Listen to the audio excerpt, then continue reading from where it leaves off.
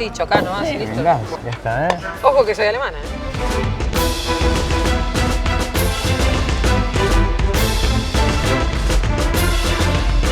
Esto, donde estamos nosotros ahora, era el corazón del sistema de provisión de agua de la ciudad.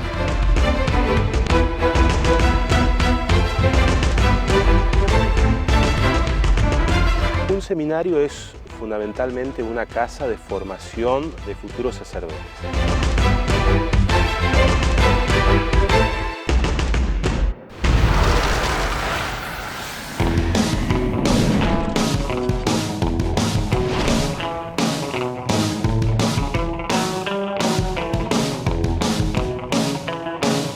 He recorrido rincones del mundo que guardan tradiciones milenarias.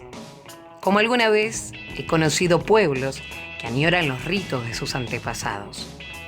Hasta pude recorrer ciudades que parecen detenidas en los añares del tiempo. Nunca hubiese imaginado encontrar las raíces de pequeños pedazos de naciones que guardan tradiciones que pertenecen a tierras tan lejanas.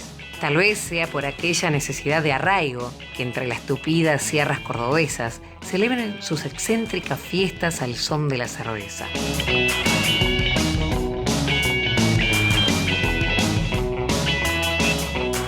Uno camina por este predio donde me doy cuenta, si no me equivoco, que están todos muy orgullosos, están todos muy contentos porque me parece que hay una particularidad muy curiosa, muy especial, que lograron tener su espacio y su lugar para celebrar.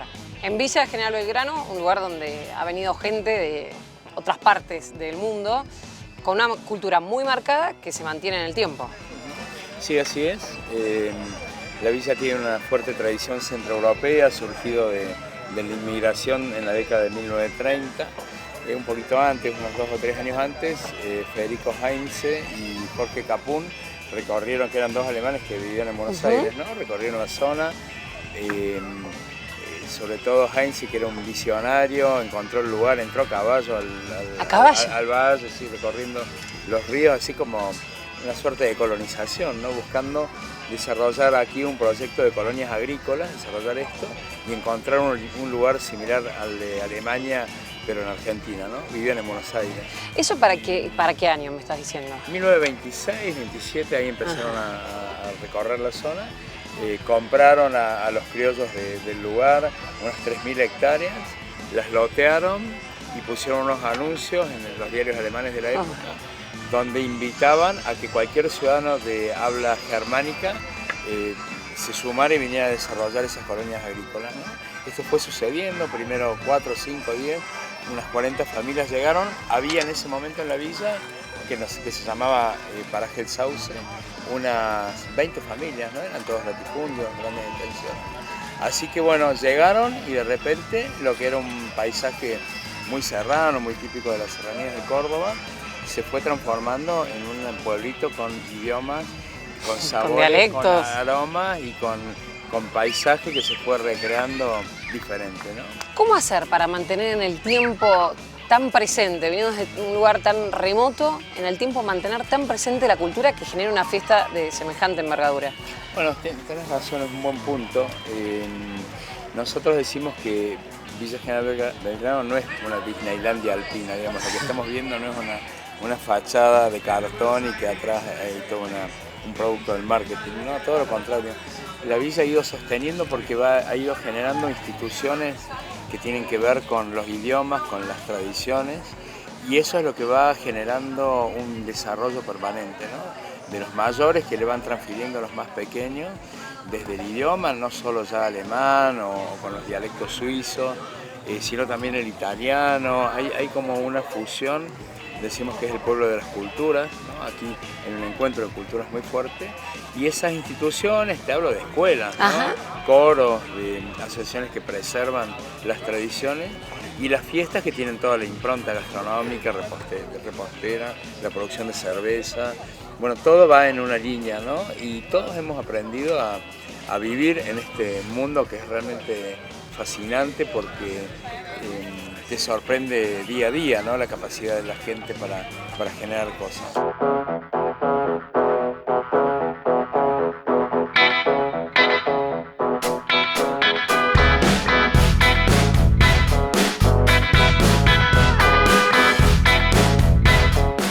decías en esto de la historia de que llegan aquí buscando un suelo, buscando una tierra de producción que sea similar a sus orígenes, la encuentran y se establecen.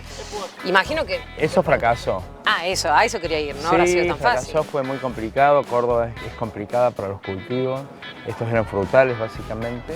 Aquí tenemos heladas, tenemos qué sé yo, cotorras. Bueno, hay una serie de factores que hacen que sea difícil, hay que saber hacerlo muy bien. Y en ese momento no había tecnología, los mercados estaban muy lejos y ese proyecto fue como decayendo, se les desvaneció.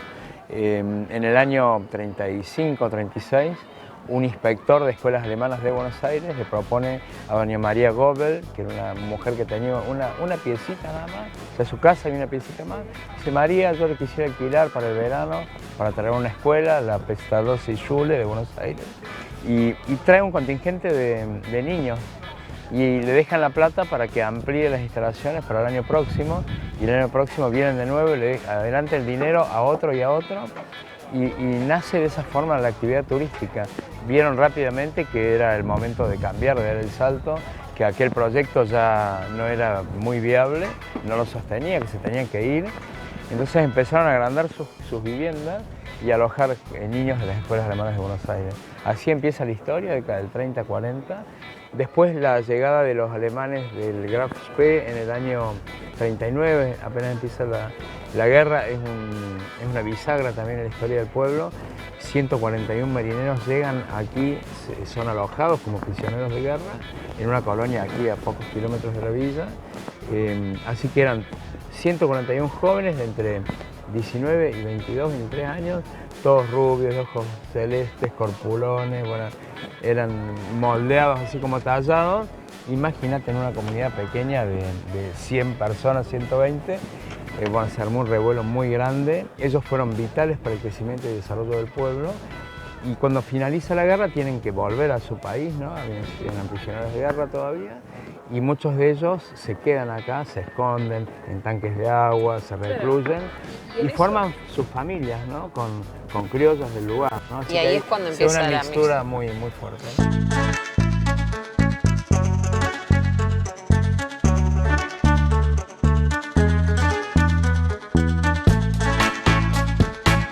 Sos toda una celebridad, Susi. El monjenero. No hay persona que no pare a sacarse una foto con vos, a festejar, a celebrar más de 30 años, 36, ¿cuántos vaya? Y este año cumplí 37 años. 37, me doblás la apuesta todavía. Sí, sí. Y en esto de, digamos, de tu figura en sí, ¿qué representa? Bueno, yo represento a esos primeros monjes que en Baviera comercializaban la cerveza. En Baviera había conventos de los monjes franciscanos que ellos cultivaban la cebada, el lúpulo y bueno, de ahí salió esta rica bebida. También con el trigo ellos hacían su pan y bueno, tenían su estilo de vida. Alrededor de ese convento se formó un pueblo que a través de los años se transformó en capital. La capital de Baviera es Múnich. Múnich significa monje. Por eso represento el escudo de Múnich. Es el traje de gala que usaban los monjes. Sergio, dejemos de lado esto de la guerra, de cómo llegan, y contame en esta mixtura, en esto que vos me mencionás de lo propio, de la idiosincrasia que se ve reflejada en esta fiesta. ¿Por qué nace y cómo? Mira, arranca con un personaje que creo que es el más importante del pueblo, Antonio Küfer, que era un alemán que tiene una historia muy linda. Él se viene en la guerra en un barco con una maleta llena de ropa y marcos. El marco se devaluaba en esa época a punto tal que lo que le quedó fue para pagar una vuelta de cerveza en el puerto de Río de Janeiro cuando llegaron, y se gastó los últimos pesos en ese gesto solidario con el resto de los pasajeros. Llegó aquí, se fue al Chaco, en el Chaco abre el diario y lee aquel anuncio de Heinz y Capun que pedían a un joven emprendedor para llevar adelante un proyecto productivo. Le habla a Capun y le dice, bueno, me interesa el trabajo, bueno, véngase, no tengo para el pasaje, mi amigo, véngase lo mismo. Entonces tenía un Winchester, lo vende y con eso se compra el pasaje y llega Antonio. Antonio es el fundador de la Comisión de Fomento de Turismo y de Fomento, que después daría origen al municipio, un tipo fantástico, ¿no? Un luchador. Junta la plata para hacer el asfalto del pueblo, desde el ingreso a la plaza y la salida. En el año 58 inauguran la plaza, hacen ahí una fiestita, después una fiesta de la primavera, y después llegan a la Plaza José Hernández, donde hacen la primera de las fiestas de la cerveza, en el año 63. Un carro con músicos arriba, abren las barandas, se arma una gran fiesta, habrán sido, no sé, 100 personas, y ahí empiezan a darle forma a esta idea de fiesta de la cerveza en la placita del pueblo, ¿no? En el 63, claramente año 63. No habrán pensado toda esta proyección que tuvo. Ni ahí, no, era una fiesta para nosotros. Lo que pasa es que era tal el magnetismo que generan estas cosas, porque como que la gente quería participar, claro, ¿no? Y fue un año, otro año y otro año. Y en eso de participar, en el desfile, observé que había distintos trajes, distintas agrupaciones. ¿Qué ve uno en el Ahí te desfile? hablé del pueblo de las culturas, ¿no? Siempre han existido tensiones entre los extranjeros y los criollos, ¿no?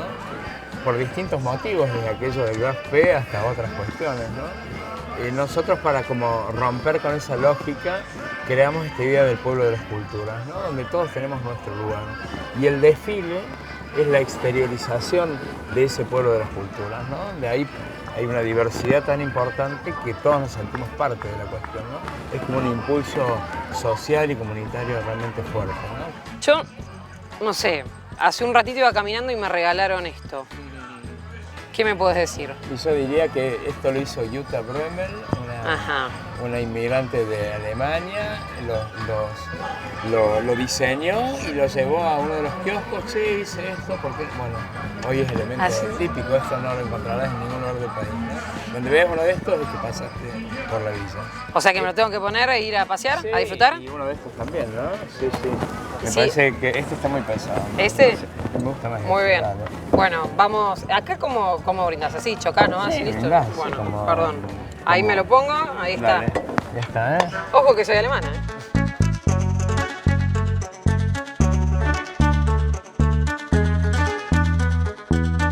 La alegría siempre resulta contagiosa, más aún cuando se percibe de gente con un halo tan especial. Pero creo que la verdadera enseñanza que me contagió el monje negro fue el de aquel amor por las tradiciones propias, aquella desbordada felicidad por celebrar las costumbres de nuestros orígenes, por más variadas que éstas puedan ser en un país forjado a fuerza de pueblos del mundo.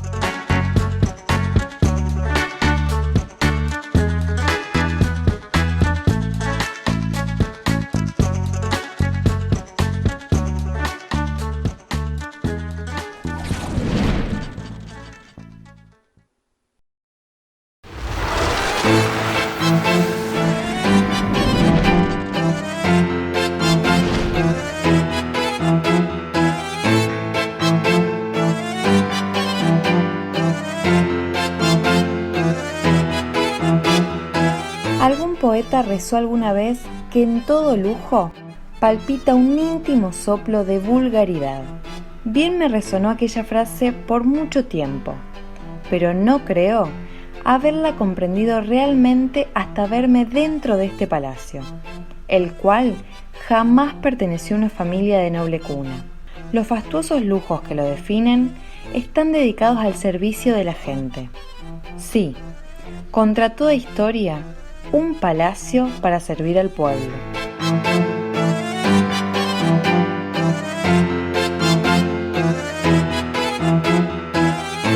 Uno viene transitando la avenida Córdoba y llega a este punto donde ve semejante edificio con una arquitectura muy rara, el color naranja que impacta, y cuando le dicen que es el Palacio de Aguas Corrientes se sorprende aún más. ¿Por qué un palacio para un servicio, Jorge? Eso tiene una vieja historia y se relaciona con el agua, con la necesidad de una ciudad que crecía gigantescamente a fin del siglo XIX, allá por 1880, 1890, Buenos Aires tenía un crecimiento espectacular por la inmigración. Buenos Aires era la París de Sudamérica en aquellos años y la instalación del sistema de agua que tenía no estaba a la altura de las circunstancias. Cuando el gobierno decide reemplazar un viejo tanque de hierro, que era un depósito de agua, que estaba en la Plaza de los Dos Congresos, que era el que distribuía el agua en la ciudad, por un gran depósito, elige esta parte de la ciudad. Y no es casual que haya elegido Córdoba y Riobamba, porque precisamente aquí es una de las partes más altas de la ciudad. El agua se sacaba entonces del río de la Plata, se purificaba en Recoleta, donde hoy está el Museo de Bellas Artes. Ese mismo edificio era la casa de máquinas, la casa de bombas a vapor, porque entonces no había electricidad, había energía a vapor, que mandaba el agua desde Recoleta hasta este gran depósito de agua, porque el Palacio de Aguas Corrientes es un gran depósito, y al estar en la parte más alta de la ciudad, el agua luego bajaba por simple gravitación a todo lo que era la ciudad entonces. Más o menos en 1894, que fue cuando esto se inauguró, cerca de 700.000 habitantes. Esto, donde estamos nosotros ahora, era el corazón del sistema de provisión de agua de la ciudad. Un corazón bastante lujoso, como vos bien decías, por fuera.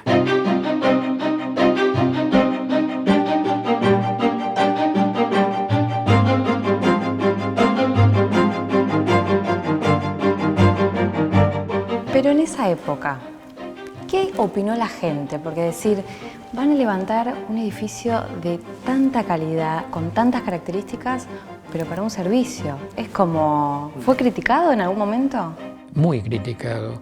Y la paradoja es que los mismos arquitectos de entonces fueron drásticos con este edificio y con el gobierno. Dijeron que no se debía haber gastado tanto dinero para un simple tanque de agua. Y también criticaban su arquitectura, porque Buenos Aires era una ciudad cosmopolita, afrancesada, pero tenía palacios de otro tipo, no tan coloridos como vos bien decías, y esto realmente chocó porque no era la tradición de la ciudad. Sin embargo, algo que tuvo este edificio desde su primer día es que conquistó el corazón de la gente, conquistó el gusto de la gente, aún sin saber lo que pasaba dentro. Vecinos que pasaban por acá, y tenemos nosotros las cartas que mandaban los inmigrantes de acá a sus países, que le contaban que los edificios más bellos de la ciudad, entre los edificios más bellos, este era el mejor. El Palacio de las Aguas Corrientes. Y esa gente, esos inmigrantes, italianos, españoles, infinidad de nacionalidades, no sabían lo que sucedía dentro, pero a ellos les impactaba esas 300.000 piezas de terracota traídas en barco para revestirlo. Esa presencia que tuvo desde 1894, hoy, en el año 2016, todavía no la perdió. Todos los días hay gente sacando fotos con celular o preguntando a quien pase de qué se trata todo esto. ¿Qué nos podés contar de cómo está construido? Bueno, esta fue una gran obra de arquitectura, pero también una gran obra de ingeniería, porque por dentro tiene una de las estructuras de hierro fundido más grandes del mundo. Una estructura de hierro con 12 tanques capaz de contener 72 millones de litros de agua. Imagínate que los barcos llegaban con todas estas piezas de terracota, llegaban con estas partes metálicas de los tanques al puerto de Buenos Aires, y allí, tranvías a caballo, durante 7 años traían las piezas desde allá hasta esta manzana. En esta manzana, que era un barrio bastante tranquilo de Buenos Aires, para el horror de los vecinos, comenzaron viendo una enorme estructura de hierro que se levantaba por sobre el perfil de la ciudad. Así durante 7 años, 400 personas. Yo creo que los vecinos empezaron a tranquilizarse recién cuando vieron la carcasa ornamental, todas las piezas coloridas de terracota, como que esto sinceramente tenía el aspecto de un palacio y no de una simple estructura de hierro.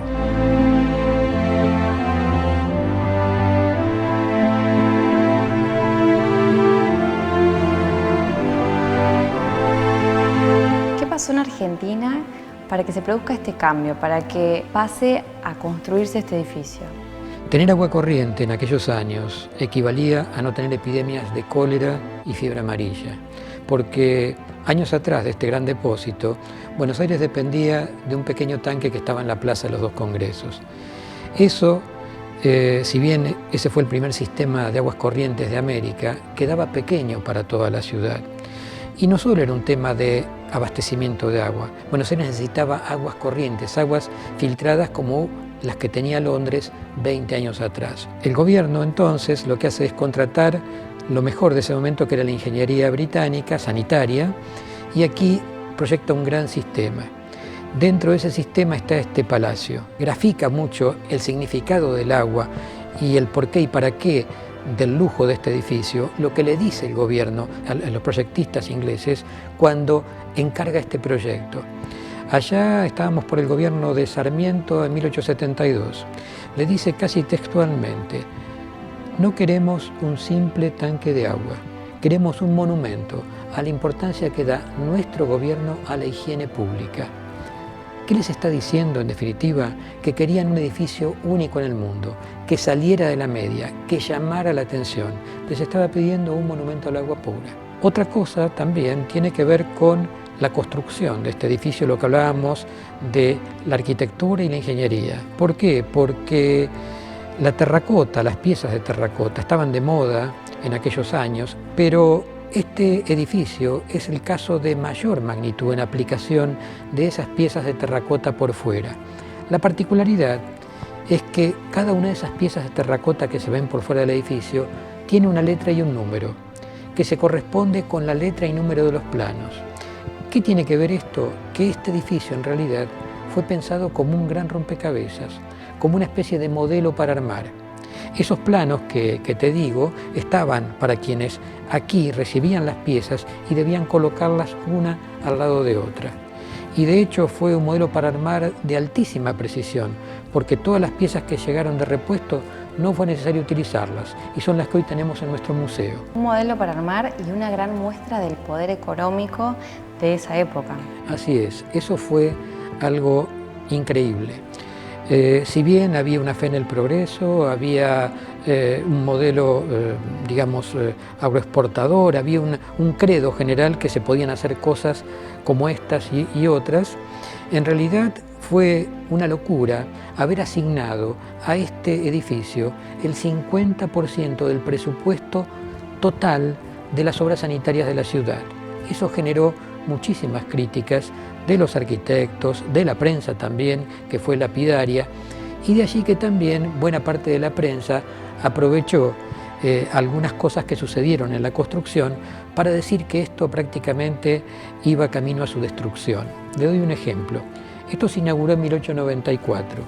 En 1893 se hizo la prueba de llenado con agua de los tanques, a ver cómo funcionaban. En el barrio se escucharon grandes explosiones. La prensa opositora al gobierno dijo lo primero, a grandes titulares, que esto se iba a romper y que se iba a inundar todo el barrio, que iba a haber miles de ahogados en el barrio. ¿Qué había sucedido? Que en las columnas de hierro, en la parte baja, se habían colocado placas de plomo. Se habían rajado algunas placas, se cambiaron y funcionó perfectamente. Este edificio no tuvo una sola rajadura, una sola fisura a lo largo de toda su historia. Más aún, cuando llegamos aquí, hace unos 20 y pico de años e inauguramos este museo, nos contó un empleado ya viejo que estaba aquí, que durante el terremoto de San Juan, que tuvo coletazos aquí en Buenos Aires, que temblaron varios edificios, en los tanques de agua se produjeron olas de 15 centímetros, pero que el edificio no sufrió una sola rajadura. Al principio, ¿cómo empezó a funcionar todo el sistema de agua? ¿Cómo le cambió la vida a la gente? La vida a la gente le cambió con salud, y de un año para otro. Al habilitarse las aguas corrientes, al aumentar las redes de agua, en enero sobre todo, que era donde había más muertes por epidemias, prácticamente se redujeron a menos del 1%. Imagine que las muertes por epidemias, 10 años atrás que se inauguró este edificio en 1894, se habían llevado casi el 10% de la población, cerca de 18.000 habitantes. Con las aguas corrientes, el funcionamiento de este edificio realmente fue algo ponderable. ¿Por qué? Porque respondía a esa nueva ciudad que miraba hacia un futuro, y en el futuro estaban las aguas corrientes y no los antiguos aguateros, los aljibes y otros mecanismos primarios para potabilizar.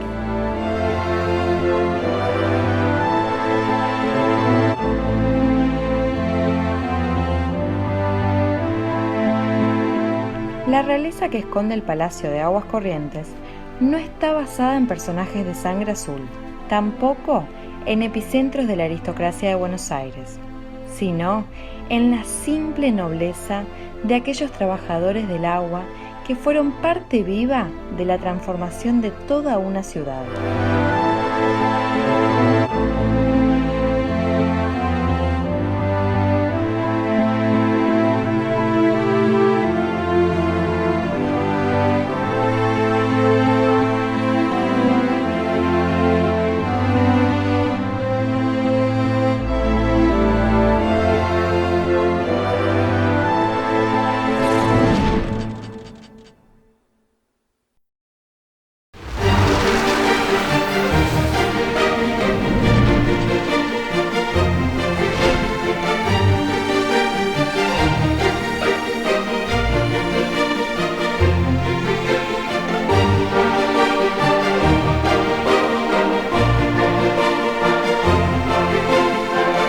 Me animo a decir que el espíritu de Buenos Aires está lleno de colores y no puedo evitar pensar que tal vez sea eso lo que representa la imponente fachada de este palacio, un corazón porteño vivo de colores terracota, el cual tal vez sea desconocido por aquellas multitudes que fluyen todos los días por las arterias de Valvanera.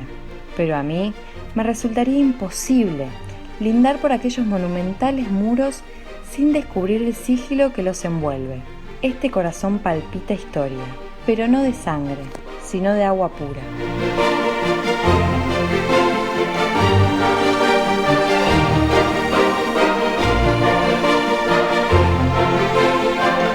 Hoy en día, ¿qué podemos encontrar dentro de este palacio?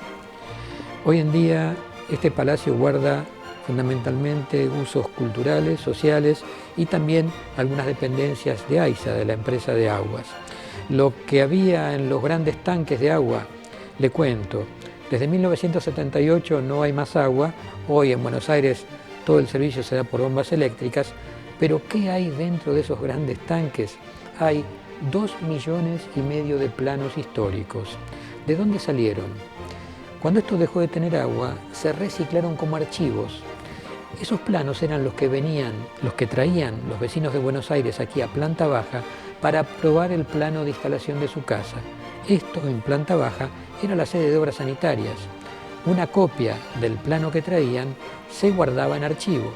De allí que dentro de estos tanques está el plano, desde el Teatro Colón hasta la casa más pequeña. Y obviamente es un servicio que da actualmente AISA para toda la gente que viene a consultar el plano de su casa, cuando decide hacer una reforma o algún tipo de consulta sobre conexiones. Hoy guardan historia, entonces. Exactamente, la historia edilicia y la historia viva, porque allí están sobre todo las universidades, las facultades, cuando quieren hacer historia de arquitectura de Buenos Aires, incluso de modas, usos y costumbres, porque en esos planos también se ve cómo evolucionó el baño, la cocina, dónde estaban los aljibes. Por eso digo que es historia viva. Ustedes en el museo también muestran parte de eso. Sí, el museo tiene dos partes fundamentales. Una que es la historia del proyecto de este edificio con piezas originales, con planos originales. Y también tenemos una colección de inodoros, nada desdeñable, porque aquí funcionaba una oficina de control de calidad que tenía obras sanitarias. Cada fabricante, si quería vender un artefacto en Argentina, tenía que traer 3 artefactos iguales aquí para su ensayo y aprobación. Uno se destruía para ver cómo era por dentro, otro quedaba aquí y otro se lo llevaba el fabricante con el sello de aprobación. Aquí en esta oficina había una sierra que cortaba al artefacto, pongamos un inodoro, lo cortaba por la mitad, porque un inodoro podía tener buena forma exterior, pero si no se veía cómo funcionaba el sifón, eso que tienen los artefactos dentro, que siempre está lleno de agua, y es fundamental, porque eso es lo que permite que los olores no vuelvan al baño. Si eso estaba mal diseñado, aquí no se aprobaba. Yo los invito a los oyentes, si tienen algún artefacto histórico en su baño, en algún lado dice aprobado por Obras Sanitarias de la Nación. Ese sello se daba aquí en este edificio. Hay que ponerse a buscar entonces. Exactamente. También tenemos bidet móviles, que es la prehistoria del bidet actual. Los argentinos tenemos una especie de enamoramiento del bidet. ¿Saben por qué le digo? Porque en otros países no es habitual el uso del bidet. Nosotros aquí lo utilizamos desde que llegó de Francia. Los primeros argentinos que viajaron a París lo vieron, hacia 1880 más o menos, se enamoraron del bidet, lo trajeron acá y acá se difundió rápidamente. Hoy, más del 90% de los franceses no lo utilizan. Y en otros países, como nos dicen muchos extranjeros que nos visitan, ni siquiera lo conocen.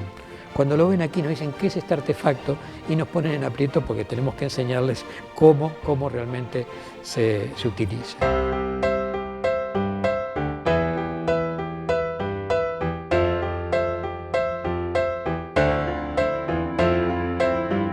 Uno imagina que un proyecto de toda una manzana, y me hablas de tuberías, de tanques, necesitaría muchísimos empleados. ¿Es así? No, no es así. Este es otro de los secretos de este edificio, porque en 1894, cuando esto se inauguró, de acuerdo a nuestros documentos, decía que había solamente aquí trabajando 9 personas. Un maquinista principal, un maquinista ayudante, jardinero principal, jardinero ayudante y 5 operarios. El trabajo de ellos, ¿cuáles era? Por lo menos de la gente que controlaba esto del agua, era que siempre hubiera agua aquí a los distintos sectores de la ciudad y a la presión adecuada. Aquí había como una cabina de mando con relojes que marcaban la salida, la presión de salida del agua a distintos lados. Si sucedía algún problema, lo primero que hacían aquí era llamar por telégrafo, otra de las invenciones del siglo XIX, a la planta potabilizadora de Recoleta. Y allí les decían, bueno, necesito más agua en este conducto, menos en este. Cuando se inauguró en 1894, el mismo año que se inauguró Avenida de Mayo, ya el agua de aquí tenía problemas para llegar a los últimos pisos de Avenida de Mayo, porque el agua de aquí no tenía presión para llegar a esos últimos pisos. ¿Cómo lo solucionaron? Drásticamente. Se construyeron 2 edificios más iguales a este que están en los barrios de Devoto y Caballito. Cuando digo iguales por dentro, por fuera mucho más simples, no llaman tanto la atención como este edificio. Esos grandes tanques que están en Devoto y Caballito, de 72 millones de litros, tienen agua hoy y son un complemento secundario de la red. Me decís solamente 9 personas, pero yo camino por acá y veo esta inmensidad, que hasta me parece como un barco. Y me decís solo 9 personas manejando estas válvulas, caminando por acá. ¿Cómo eran las rondas? ¿Lo anotaban? ¿Ustedes tienen registro de eso? Sí, los registros eran diarios. Nosotros tenemos enormes libros de registro. Cada libro es un año de trabajo y cada página un día. En ese libro, cuando se abre, vemos que a la izquierda están las 24 horas del día, mañana, tarde y noche.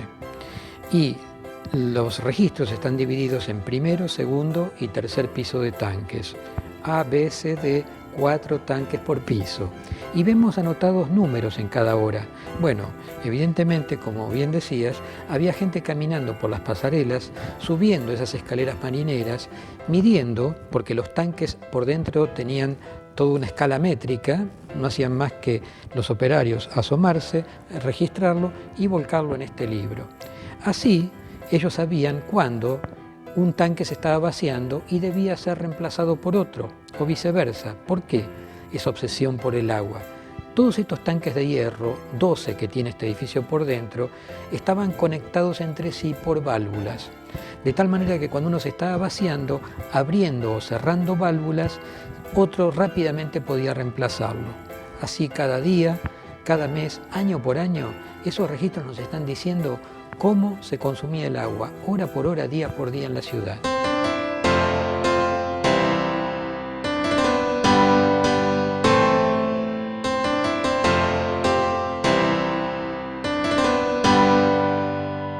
¿Por qué crear un museo del agua? Por varios motivos, porque el agua lo amerita, pero hay también otro motivo principal. Aquí vemos el agua desde una perspectiva histórica. Nosotros, este es un museo del agua en una empresa del agua. Todos los niños que vienen aquí, por fortuna, tienen mucha más conciencia ambiental que nosotros hace mucho tiempo atrás. Ellos saben que el agua es un recurso renovable, pero escaso y vulnerable. Lo que no saben tanto, juzgamos nosotros, es que el patrimonio cultural es un recurso no renovable. Patrimonio cultural es este edificio, son esos hábitos cotidianos, sanitarios, de nuestro baño, toda la historia cotidiana nuestra forma parte de la historia de nuestra cultura. ¿Qué les estamos diciendo a ellos de este museo? Miren, ustedes pierden uno de esos eslabones de su memoria, y seguramente cuando quieran hacer su propia historia de la cultura, van a llegar a conclusiones equivocadas. Si desaparece este palacio, si desaparece la planta potabilizadora, si desaparece su propio registro de cómo era su historia cotidiana. Nosotros le decimos, cuiden el patrimonio cultural porque forma parte de la identidad de ustedes, de la identidad de toda la ciudad y, como este edificio, de todos los argentinos.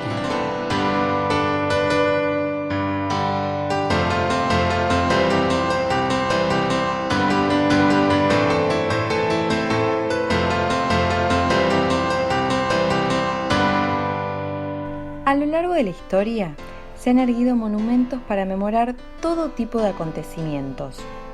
Seguramente, algunos sean más nobles que otros. Uno crece bajo el precepto que el agua es salud, que el agua es vida.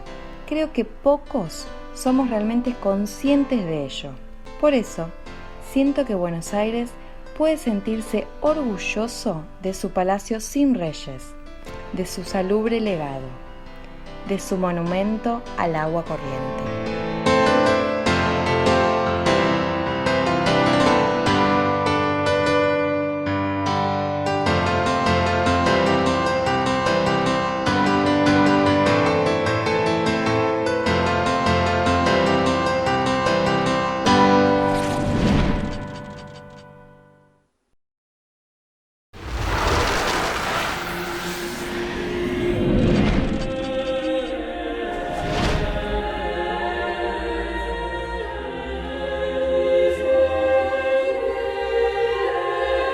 Las raíces de esta decorosa patria pueden ser tan variadas como la cantidad de culturas que la fueron conformando. Cuando uno se suelta a recorrer sus extensos kilómetros, puede ir percibiendo ciertos esbozos de sus frutos.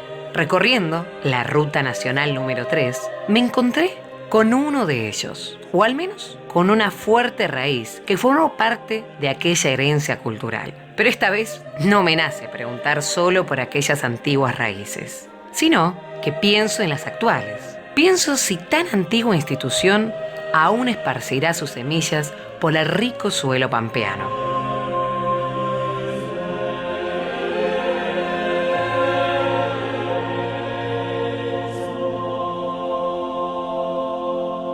Cuando me dijeron que había un seminario, no sé por qué imaginaba algo como más pequeño. Llego a toda esta estructura y me sorprende, es imponente. Sí, la verdad, muchos piensan eso y se sorprenden cuando ingresan y descubren un edificio realmente imponente y estéticamente tan hermoso, ¿verdad? El seminario se pensó como un edificio grande con expectativas de que esta casa, que es una casa de formación sacerdotal, pudiera albergar muchos seminaristas. Bueno, poco a poco la realidad fue concretando un proyecto y se concluyó esta casa que tiene fundamentalmente 2 plantas, capaz de albergar a 70 personas cómodamente. Y además de ello tiene un parque que Inmenso, inmenso y hermoso. Sí, el seminario propiamente consta de unas 50 hectáreas, de las cuales 7 están dedicadas a hacer parque y son las que de alguna manera acompañan y decoran el edificio. Que es bellísimo, es bellísimo. Veía que me llamó la atención un recorrido tipo Via Crucis. Exacto, sí, porque la casa está acompañada de algunos espacios fuera que invitan un poco a eso, al silencio, al recogimiento, a la oración. Uno de ellos es el Via Crucis, que concluye en una cruz muy cercana al arroyo. Otro espacio es una gruta de la Virgen, muy linda también, como en una hondonada. Bueno, y todo el parque de alguna manera invita al silencio, al recogimiento.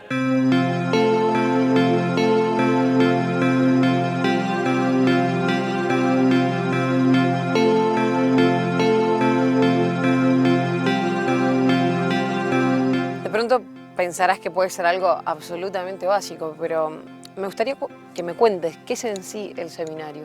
Un seminario es una casa en la que jóvenes con inquietudes de ser sacerdote se acercan para discernir su vocación en primer lugar y para hacer también el proceso de formación, que indudablemente no es solamente un proceso de formación académico, sin lugar a dudas se estudia, ¿verdad? El plan de estudios, por decirlo de alguna manera, consta de dos grandes etapas, la filosofía y la teología, pero el seminario es fundamentalmente un tiempo de formación del corazón, en donde si bien es importante estudiar y los libros, también es importante la oración, ¿verdad? El trabajo, el silencio, el apostolado, de tal manera que la persona va creciendo en todos los aspectos y dimensiones de la vida sacerdotal. Eso es el seminario. Particularmente, que eso sería un tema muchísimo, tal vez más largo, vos tenés una historia de absoluta vocación desde muy pequeño. Si bien no naciste en Azul, hoy podría decirse que te adoptó Azul. Sí, verdad que sí, nací en un pueblo aquí muy cercano, Olavarría, a 50 kilómetros, se accede muy fácil, ¿verdad? Desde la ruta 226, y en mi caso el llamado lo percibí como desde muy chico, con un deseo muy grande de consagrarme a Dios y de ser sacerdote. Me ordenó Monseñor Emilio, el obispo anterior, en el año 2005, de tal manera que ya este año cumplo 11 años de sacerdote y bueno, en estos años he tenido oportunidad de colaborar en varias parroquias, por ejemplo, en la parroquia de San Carlos de Bolívar, en la parroquia San Vicente de Paúl de Olavarría y desde hace 4 años aquí en el seminario.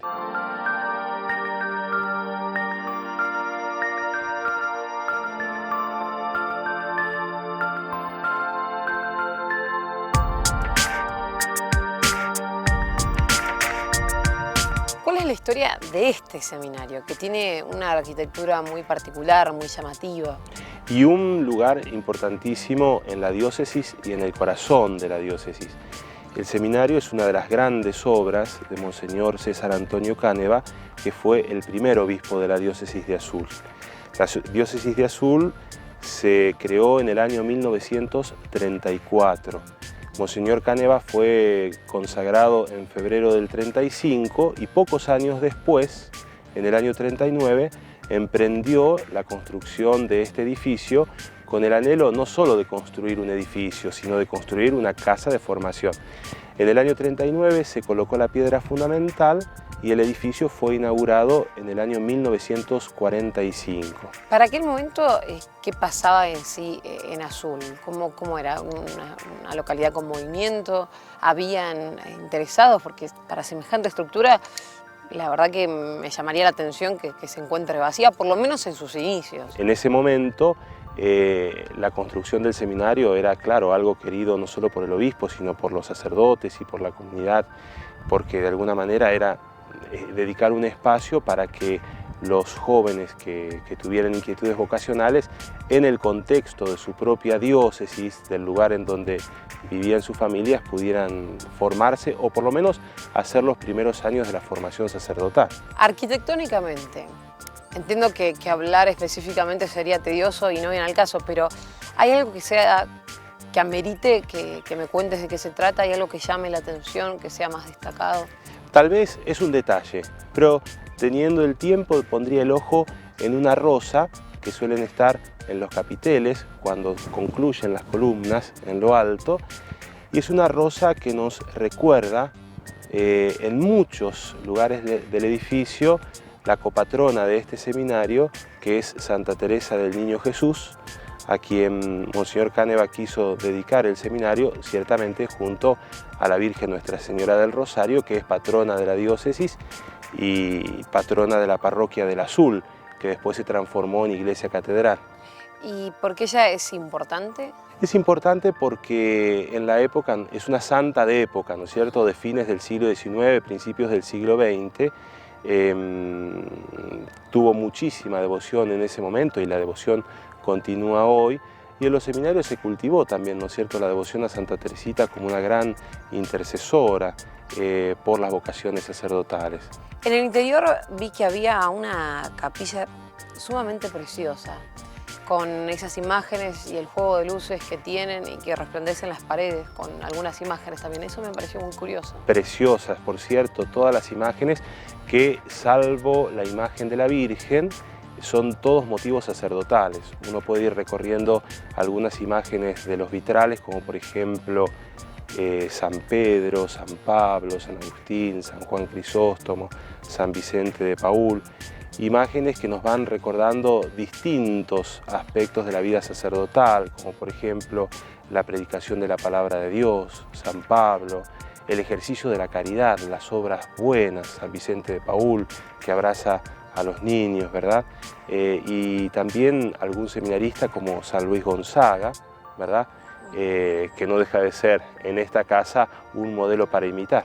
Bueno, hablando de modelos para imitar, en el altar también observé algo, podría decirse hasta impactante.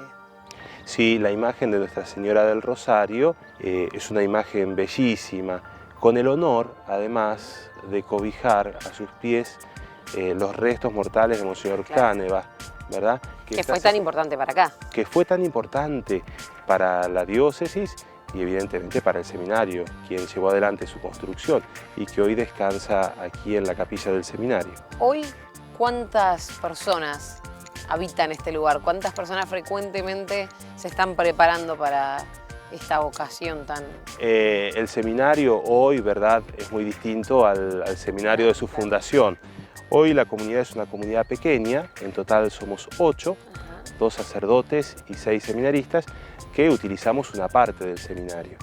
Hemos dedicado toda una planta al seminario, con eso nos alcanza muy bien, y el resto lo hemos facilitado para actividades de otro tipo, sobre todo encuentros de jóvenes, de matrimonios, cursillos, actividades con docentes, etcétera, ¿verdad? Todas actividades de las parroquias, de los colegios de la diócesis, que encuentran en el seminario no solamente un lugar para hacer una actividad, sino también un espacio para poder compartir, rezar, estar en silencio, buscar a Dios. A tal punto que todos los fines de semana hay actividades que no afectan al seminario en cuanto tal, ¿verdad? Porque el seminario llevamos nuestro propio ritmo, pero en donde el edificio y el lugar se aprovechan y mucho.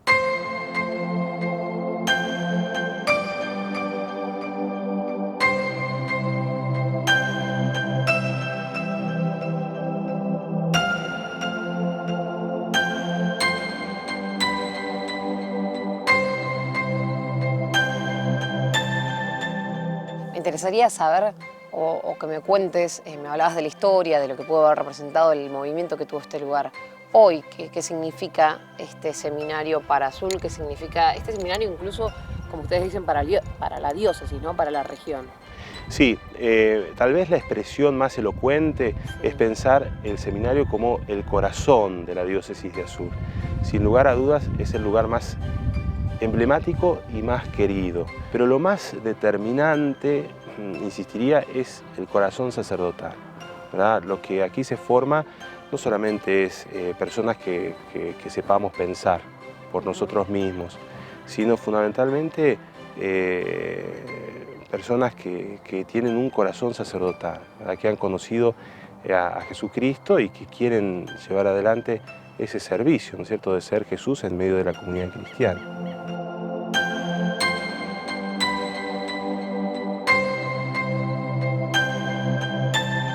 No sé cómo lucirán las puertas del cielo, si ellas nos traerán justicia verdadera, pero si estos magnánimos muros y sus frondosos jardines representan al menos una ínfima parte del paraíso prometido, entiendo cómo aún hoy viven en él las semillas del futuro divino.